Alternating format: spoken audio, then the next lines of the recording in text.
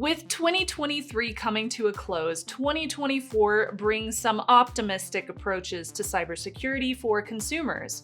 One of those is this news of a cyber trust mark, which we now know is planned to be implemented next year. Right now, this initiative is seeking comments, and it could become our new reality next year. So what is it? Why does it exist? And why might you start hearing more about this in 2024? Speaking of cybersecurity, Delete Me is sponsoring this episode. If you want to find out how to remove your data from data broker sites to help combat things like identity theft and personal data leaks, then I've got a great deal to share with you. Hit up joindeleteme.com/Morse code for 20% off any of their consumer plans. So what the heck is this cyber trust mark? Well, the US Biden administration announced it back in the summertime, and it's kind of like an Energy Star rating that you would see on home appliances. But instead of Energy Star, it's a cybersecurity rating for smart home gadgets and products. So you could be walking around Best Buy and see those special icons on packages, which essentially could help you identify which products have the best cybersecurity. So what kind of products would that include? Well, it could really be anything that's connected. It could be a smart fridge or a thermostat or a fitness tracker or machines. It could be microwaves and TVs and smart lights. It could be shades and baby monitors and cameras like security cameras, security equipment, etc., etc. It was announced earlier this year by the FCC, and it is a voluntary program. It's this certification that signifies a digital product meets specific cybersecurity standards. It's supposed to guarantee cybersecurity by ensuring that the product has undergone things like testing based on predefined criteria, including things like vulnerability assessments, encryption protocols, and some kind of adherence to best practices, whatever those may be. It's supposed to assure consumers that a product has been evaluated for potential security flaws with a standardization of security expectations, which could help consumers have confidence in their purchases. So it is really vague right now, and that's because the FCC is currently asking for industry affiliates to provide comments on how the cyber trust mark could be improved before it's actually set into motion. But the basic idea is that this will use the NIST, or National Institute of Standards and Technology, set of criteria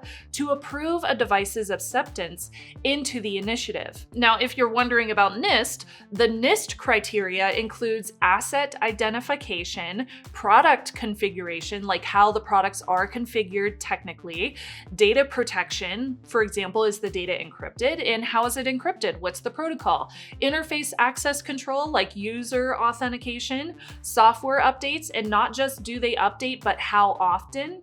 Cybersecurity state assessment and awareness, like does the company have an incident response plan? They have to have documentation, information and query reception, information dissemination, and product education and awareness. So if a business can answer all of those criteria, they could earn a cyber trust mark. And to be honest, that could have a lot of really positive effects. For a business, it could build consumer trust with that visible symbol that they take cybersecurity seriously. And it could give a business a competitive advantage in whatever market their device falls within, with a good brand reputation. Many consumers do not prioritize security, but if you put it front and center on a package, it could lead to better consumer awareness, and consumers may choose security first if they know what to look for. So one perspective that I have is that a mark might help consumers with preventing data leaks. Maybe I am just being super optimistic in that approach, but a cyber trust mark could help consumers make better buying decisions. It could bring security awareness front of mind, and as such, possibly teach consumers to think about security while setting up their products. Now, even though this initiative has not been started and implemented in store shelves, here's a step that you can currently take online to start protecting your data now, because you can protect your smart home all day long, but if you have data already online, it's really easy for anybody to find it.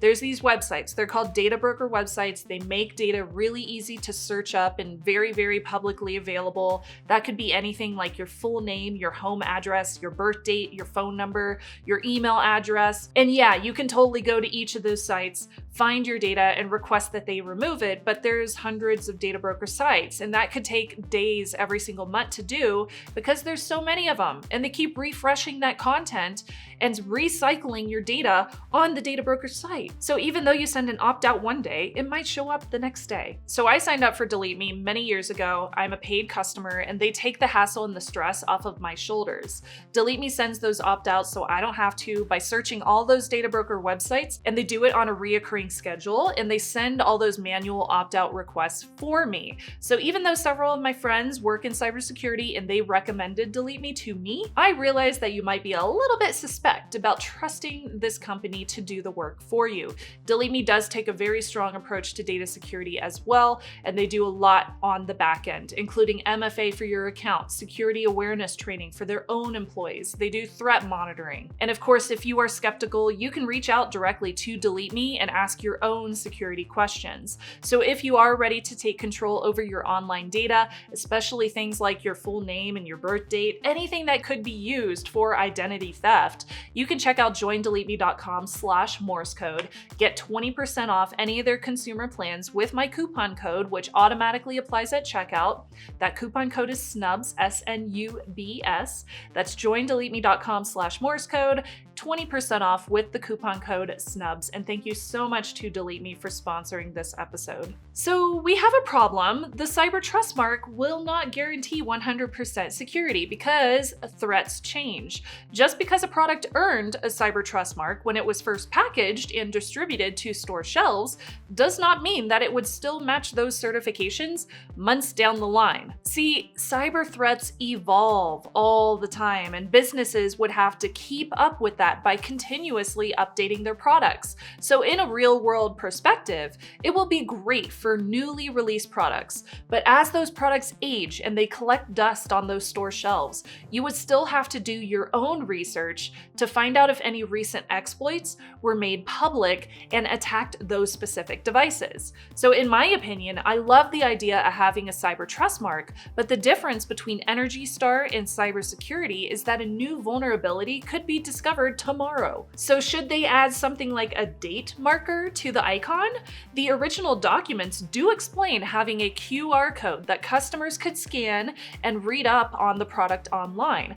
But would customers actually do that while they're standing in a store? And I just had a thought. I go into some retail stores, and as soon as you walk in the front door, it's like your Wi-Fi just shuts off. You lose all sorts of data connection. So unless I connected to their free Wi-Fi in those stores, which I never do because yikes, that's a huge problem with privacy, then I really wouldn't be able to check the QR code online as I'm doing my shopping around that store. And would that same data be accessible in either buying format, say whether you buy it online or you go into a retail store?